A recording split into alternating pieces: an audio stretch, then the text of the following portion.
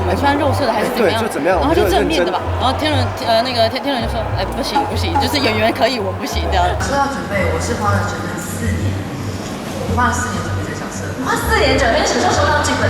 在收到剧本之前，我就在准备。就已经先把自己准备好，做了什么准备？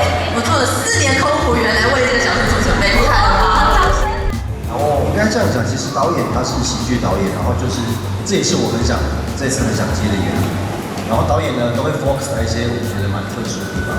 你这空姐的衣服可不可以穿怎么样？裙子可以短一点吗？对，不是我们两个的一些戏。可不可以再短一点？你可以穿怎么样？你就这部分都聊蛮久。原来都是在这些细节上面，真的聊蛮久的。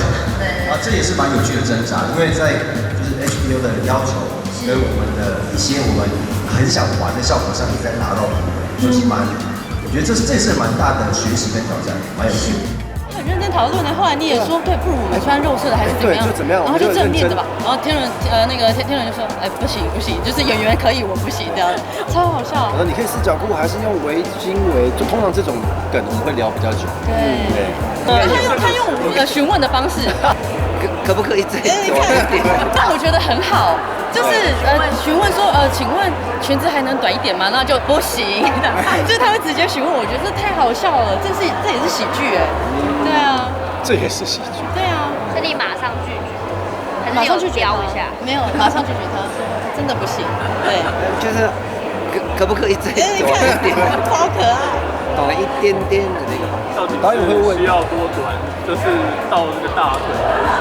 就对，他会提他的要求，然后我就跟他说，实际上大概是怎么样，我就拿我以前的制服来给他看，是这样子哦，对。可能有想拍别的片子。对啊，那可能我觉得好像不能播吧。其实很喜欢顶带风的长度是这样，但是顶带风太短了吧？那黄金比例，日本人喜欢的黄金比例，不用太短。好，不好意思，没事。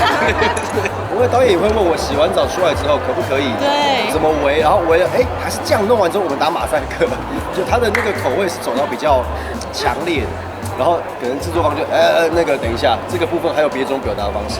我说不行，那我要花很多的钱。他本来让你露屁股，不是，是前面露正面，以正面是，他是要收钱的。但是我觉得上半身是好像蛮想，但好多人想看嘛，所以我想说，导演我们那时候讨论不是上半身，上下都有，是我觉得蛮理想的。